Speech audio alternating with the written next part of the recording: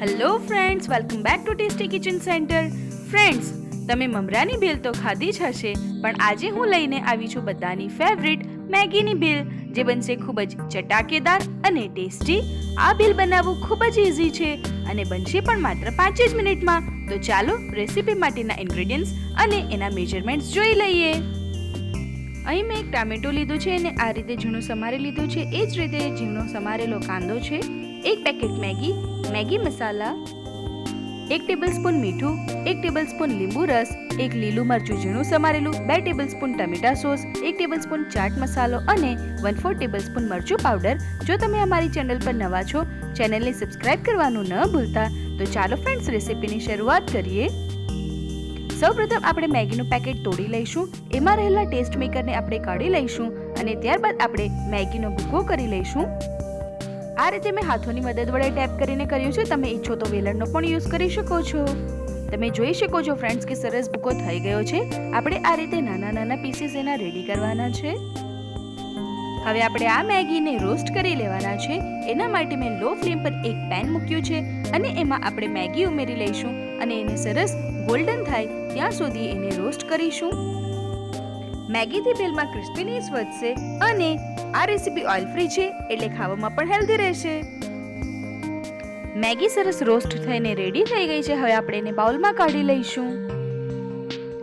હવે આપણે એની ભેલ બનાવી લઈશું. એના માટે આપણે મેગી વાળા બાઉલની અંદર ઉમેરીશું સમારેલો કાંદો, સમારેલા ટામેટા, ત્યારબાદ મસાલા, ચાટ મસાલો અને લાલ મરચું, સ્વાદ અનુસાર મીઠું,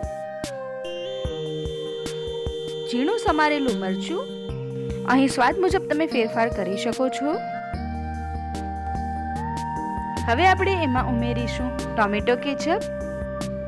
અહીં ટોમેટો કેચઅપ એ ભેલને થોડો ખાટો ટેસ્ટ આપશે, એટલે અહીં આપણે લીંબુનો રસ થોડો જ ઉમેરીશું. હવે એને બરાબર રીતે આપણે મિક્સ કરી લઈશું.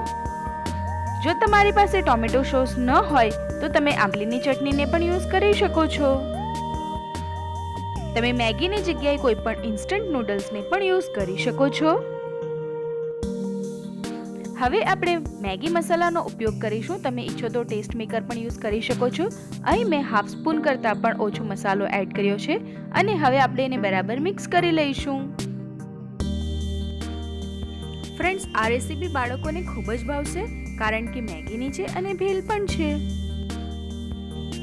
હવે સ્વાદ વધારવા માટે આપણે ઉમેરીશું કોથમીર. ભેલમાં કોથમીર એ ખૂબ જ સરસ ટેસ્ટ આપે છે.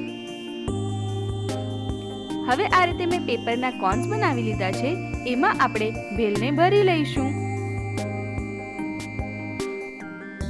તમે ભેલને બાઉલમાં કે પ્લેટમાં પણ સર્વ કરી શકો છો.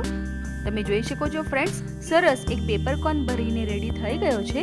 હવે આપણે બીજો પણ આ જ રીતે ફિલ કરી લઈશું. ફ્રેન્ડ્સ, આ રીતે પેપર કોર્ન્સમાં ભરીને જો આપણે બાળકોને ભેલ સર્વ કરીશું તો જાણે બહાર ગઈને એ લોકોએ ખાધી હોય એ રીતની ફિલિંગ આવશે અને ઇન્ટરેસ્ટથી ખાશે પણ.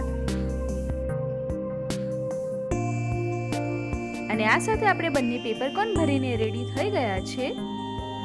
તો જોયું ફ્રેન્ડ્સ, મેગી ભેલ બનાવવી કેટલી ઇઝી છે.